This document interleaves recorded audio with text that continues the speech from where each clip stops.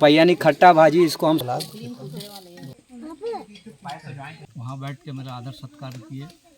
मैं बहुत प्रसन्न हो गया। स्वादिष्ट भोजन बना था, जैसे कोई बड़े होटल। मित्रों, जब आप किसी अनजाने जगह पर जाते हैं और अपरिचित लोगों से मिलते हैं, मिलने के पश्चात जब आपको लगता है कि अरे यह तो मेरी सोच से कई गुना ज़्यादा मुझे प्राप्त हुआ, तब समझ सकते हैं आपके मन मंदिर में, आपके हृदय में जो भावना उत्पन्न होगी वह किस तरीके का होगी, मुझे कहने की आवश्यकता नहीं है। हमारे आज की इस कड़ी में भी आप यही देखने, समझने और अनुभव करने वाले हैं, क्योंकि हमारे एक गेस्ट महासमुंद से प्रथम बार बस्तर की संस्कृति को देखने समझने हेतु हमारे साथ, हमारे विलेज एक्सप्लोरर टीम के साथ पधारे हुए थे। उन्होंने जो कुछ भी अनुभव किया, चाहे हो आदर सत्कार हो या फिर बस्तरिया चटाकेदार भोजन की हम बात करें, या फिर यहाँ की धरोहरों की, इन सारे चीज़ों को अभी आप उनके मुख से ही सुनेंगे और बस्तर की सुंदर गांव की खूबसूरती को देखते हुए आप हमारे साथ बने भी रहेंगे, ऐसा हमारी आशा और अपेक्षा है। मित्रों, अगर आपको अच्छा लगे तो आप लाइक, शेयर और सब्सक्राइब अवश्य कर दीजिएगा। और हाँ, अगर आपको ऐसे जगह पर अगर आने की प्रबल इच्छा हो तो हमें संपर्क कर सकते हैं। बहुत बहुत धन्यवाद दोस्तों। बस्तर के अंदरूनी क्षेत्र में एकदम घने जंगल के बीच एक छोटे से गांव में हम लोग आए हुए हैं। हमारे मित्र के मम्मी पापा हैं, वो आए हुए हैं और गांव को देखना चाह रहे थे, समझना चाह रहे थे, बस्तर की संस्कृति से अपने आप को रूबरू कराना चाह रहे थे। अभी आप देखेंगे ये पारंपरिक चूल्हे में हमारे लिए, यानी जो अतिथि देवो भव का जो संस्कृति है, उसे किस तरीके से हमारे बस्तर के अंदरूनी क्षेत्र के हमारे आदिवासी परिवार करते हैं, उसे अभी हम आप मिलकर देखने वाले हैं और समझने वाले हैं। और यहाँ पर एक पौराणिक धरोहर भी है, उसे भी अभी हम लोग देखने वाले हैं। हालांकि उस धरोहर को हम लोगों ने पहले भी रिकॉर्ड किया हुआ है, उसका लिंक मैं आपको डाल दूंगा, आप देखेंगे। लेकिन आज शहर और गांव का एक समागम होने वाला है। बस्तर की संस्कृति के जो पहलू हैं उसे हम बहुत करीब से देखने वाले हैं, समझने वाले हैं। तो इन सारी चीज़ों को देखने समझने के लिए आप हमारे साथ बने रहिए। और साथ में हम एक छोटा सा बैठक भी करेंगे, जिसमें गांव की जो ज़मीनी समस्याएं हैं उसे भी हम लोग गांव के दादा लोगों के साथ में, और हमारे शहर से आए हमारे जो महानुभाव हैं, हमारे दंपति हैं, हम लोग इनसे भी बात करेंगे और आप तक रखने का प्रयास करेंगे। अगर आपको अच्छा लगे तो इसे जन जन तक अवश्य फैलाइए, क्योंकि हम देश हित में, राष्ट्र हित में और देश के अंतिम छोर में जो व्यक्ति, जो हमारा परिवार, जो हमारा आदिवासी समाज बसता है, जिसका सूद लेने के लिए आज तक कोई नहीं पहुंचते हैं, हम लोग थोड़ा बहुत प्रयास करते हैं। और इस चैनल के माध्यम से और सोशल मीडिया के इस दौर पे कम समय में अधिक तक कैसे पहुँचे, इसका हम प्रयास लगातार करते रहते हैं।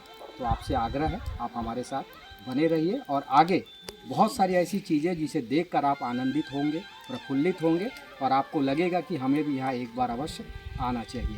अगर आप आना चाहते हैं तो कमेंट बॉक्स पर अवश्य अपने कमेंट को डालें, ताकि हमें पूरे टीम के साथ सेवा सत्कार का मौका मिले। बहुत बहुत धन्यवाद। मित्रों, जैसा कि अभी हम लोग चर्चा कर रहे थे उस पौराणिक धरोहर, जिसे आपको मेरा दिखाना एक नैतिक जिम्मेदारी भी थी, जवाबदेही भी थी।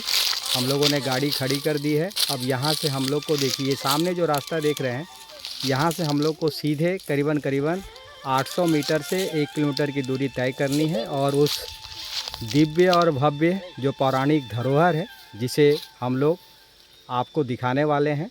और डिटेल जैसा मैंने बताया कि लिंक पर मैं डाल दूंगा।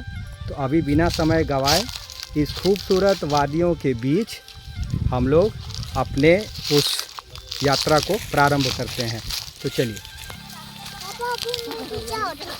दोस्तों, यह वही दैवीय क्षेत्र है जहां सृष्टि के संरचना के वक्त एक दैवीय तालाब बनाने को लेकर देवताओं के मध्य मतभेद उत्पन्न हुआ था और उसी मतभेद हेतु एक घटनाक्रम जो हमेशा हमेशा के लिए कैद हो गया, जो कई हजार साल पुरानी बताई जाती है, उस घटनाक्रम के वो सारे चिन्ह, वो सारे छाप आज भी यहाँ के शिलाओं में, यहाँ के चट्टानों में, बहती धारा के जलकुंडों में समाहित है, जिसे आज भी आप देख सकते हैं।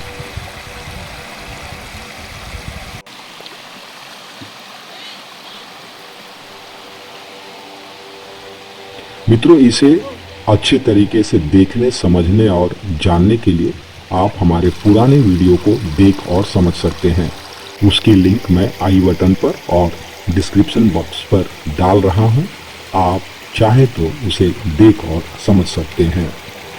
इस अभूतपूर्व, अकल्पनीय, अनदेखी देवीय स्थान के लिए अगर आपको अच्छा लगे तो इसे अधिक से अधिक लोगों तक अवश्य पहुंचाइए, ताकि इसका लाभ सभी लोग ले पाएं। मित्रों, ये वही शिवलिंग है जो दैवीय कुंड से निकला हुआ है। और आप देखेंगे यहाँ पर ये जो बाबा भोलेनाथ की जो शिवलिंग है, ये कई हजार साल पुरानी, जो उस कुंड में दबी हुई थी। और बाबा के स्वप्न के अनुसार जो यहाँ के साधक थे घुमर मुंडा आश्रम में, उनको स्वप्न में जब उनको दिखाई दिया और उनके फिर मार्गदर्शन में गांव वालों ने उस कुंड से प्रभु को निकाल कर यहाँ उनका जीर्णोद्धार और वहाँ प्राण प्रतिष्ठा किया गया। यह वही शिवलिंग है और ये वही बाबा जी हैं जिनको स्वप्न में इस कुंड के बारे में और इस शिवलिंग के बारे में जो प्रभु के माध्यम से उनको दर्शन दिए थे। तो यह दैवीय स्थान मित्रों, आप भी आके दर्शन कर सकते हैं, इसका लाभ ले सकते हैं। और आप स्थिति देख सकते हैं, इस छोटे से कुटिया के अंदर प्रभु विराज रहे हैं। और आप सभी बुद्धिजीवी लोग अगर थोड़ा से आप अगर अपना सहयोग करें तो यहाँ पर एक भव्य दिव्य शिव जी का मंदिर बन सकता है। हम सभी का प्रयास है, खास करके हमारा प्रयास है कि बस्तर के छुपे इस अद्भुत और एक विहंगम जो दृश्य है इसको संसार तक रखा जाए और बाकी लोग भी इसका लाभ ले पाएँ। और ऐसा यहाँ मान्यता है, यहाँ पर सच्चे मन से अगर आप कुछ भी प्रभु के साथ नतमस्तक होकर आत्मीयता से अगर आप प्रार्थना करते हैं तो आपकी वो मनोकामना पूर्ण होती है, ऐसा गांव वालों का कहना है। और हम लोगों ने इसे देखा भी है, अनुभव भी किया है। तो मित्रों, एक बार आप यहाँ पर अवश्य आइए, मेरा आपसे विनम्र हाथ जोड़कर आग्रह रहेगा। ओम निराकार ओंकार मूलम तोरियम नमः शिवाय हो, ओम नमः शिवाय हो, ओम नमः शिवाय हो, ओम नमः शिवाय हो, ओम नमः शिवाय हो, ओम नमः शिवाय हो, ओम नमः शिवाय हो। जब हम यहाँ घुसा गए तो कभी क्यों हो जाए? एक छिक्का दो, छिक्का डालो मेरे पास। चल हो गया, चल हो गया। उधर था पानी, उधर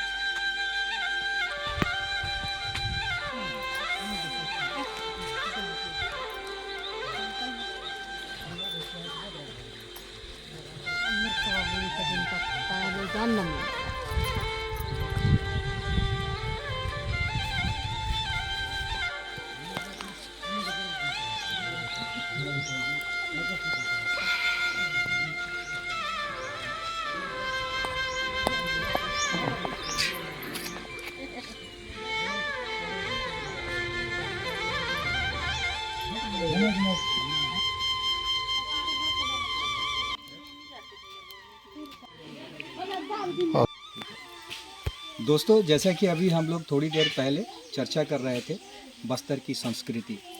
अभी बस्तर की संस्कृति को जिंदा स्वरूप, जीवन स्वरूप देने के लिए हम अपने पिता समान हमारे बीच जो महासमुंद छत्तीसगढ़ से आए हुए हैं, उनको हम लोगों ने गांव का पूरा भ्रमण करवाया यहाँ के दैवीय स्थल का दर्शन करवाया और छुपी हुई कई सारी धरोहरों को हम लोगों ने सीधे सीधे इनको दिखाने का और उसके बारे में जानकारी देने का कार्य किया।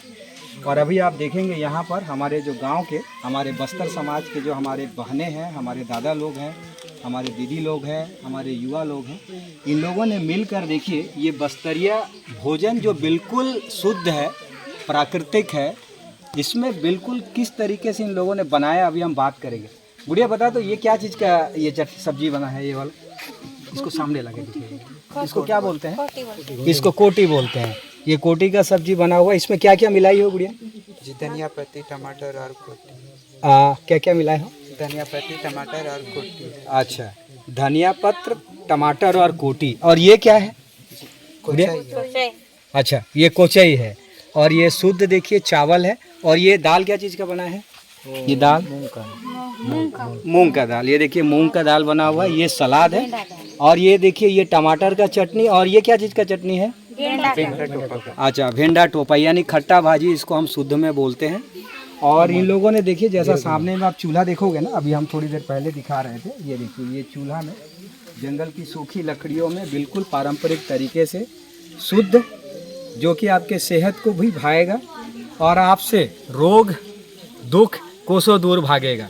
आज हम इसका अभी हम लोग टेस्ट करवाएंगे। खाने के पश्चात फिर हम लोग बैठ के बात करने वाले हैं और चीज़ों को समझने वाले हैं। तो आप इस जायकेदार आत्मीयता से भरा जो सामग्री है, जो भोजन जिसको हम बोलते हैं, और ये सारे किसान परिवार से भी आते हैं। किसान हमारे अन्नदाता हैं। पूरे देश दुनिया में अगर हमारी भूख को कोई शांति करता है, उस चीज़ों को जो मिटाता है, वो इस तरीके के परिवार जो अंदरूनी क्षेत्र में आते हैं, बसते हैं। वो सारा अनुभव अभी हम हमारे बाबूजी से जानेंगे, लेकिन भोजन के पश्चात भोजन एक बार कर लेते हैं, उसके बाद सारी चीज़ों को बैठ के हम लोग चर्चा करने वाले हैं। तो आप हमारे साथ बने रहिए।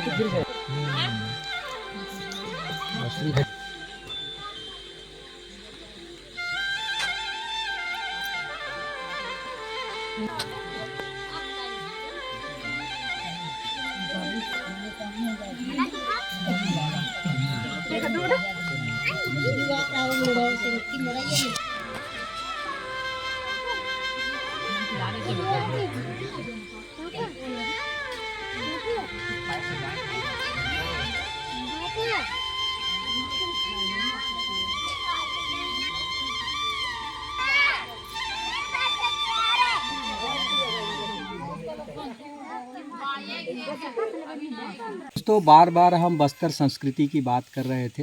अभी पूरा दिन हम लोगों ने अपने गांव वालों के साथ गांव को देखा, उनके आओ भगत को देखा, साथ में धरोहर को भी देखा। लेकिन इसका जो एक्सपीरियंस है, इसका जो अनुभव है, वह सीधे हम अपने जो अतिथि हैं हम उनसे बात करके करने वाले हैं। तो आप ज़रा ध्यान देंगे। साहब, आपका शुभ नाम? डीपी वर्मा। वर्मा साहब, आप कहाँ से हैं? महासमुंद से। महासमुंद से। यहाँ पर आप आए, आपकी जो भी अनुभव आपको जो हुआ, जो भी एक्सपीरियंस हुआ, आप ज़रा शब्दों के जरिए पूरी दुनिया तक आप रखने का प्रयास करेंगे। जी। मेरे मन में पहले बहुत लालसा थी कि बस्तर का कल्चर देख सकूं ऐसे करके। कभी मौका नहीं लगा था, ये पहली बार मेरी मौका है। यहाँ आने के बाद जैसे मैं प्रवेश किया, इन लोगों की कल्चर का जो सबसे पहले वो क्या बोलते थे, वहाँ बैठ के मेरा आदर सत्कार किए। मैं बहुत प्रसन्न हो गया, पहली बार ऐसी संस्कृति देखा हूँ। उसके बाद यहाँ की जो भौगोलिक स्थिति है या यहाँ जो दैविक शक्ति है, उस क्षेत्र के बारे में इन लोग बताए। मेरी लालसा और बढ़ गई कि वहाँ तक मेरे को जाना है। फिर लोग बहुत प्रसन्न चित्त से मेरे को वहाँ तक ले गए। ले जाने के बाद वहाँ देखा मैं इतना रमणीक और प्राकृतिक वातावरण से भगवान शिव का मूर्ति है। और मूर्ति सिर्फ स्थापित है, वहाँ पे किसी प्रकार की कोई सुविधा नहीं है। तो मुझे महसूस हुआ कि इस पे या फिर ग्रामीण स्तर से पहले उनका प्रयोग किया जाए डेवलप करने के लिए, या फिर हमारे प्रशासन से। तो अगर प्रशासन से, चाहे योजना मंडल से या किसी भी निधि से कुछ पैसा, कुछ राशि प्राप्त हो जाती, तो यहाँ का कल्चर से लेके सारी चीज़ का प्रचार प्रसार होता और यहाँ का विकास हो जाता। यही मेरी बहुत मतलब वो है, इच्छा है। एक और बात बताइए, अभी आपने यहाँ के जो अतिथि सत्कार के बारे में अपने अनुभव को आपने साझा किया, इनकी आत्मीयता भरे भाव और इनके व्यवहार को आपने साझा किया।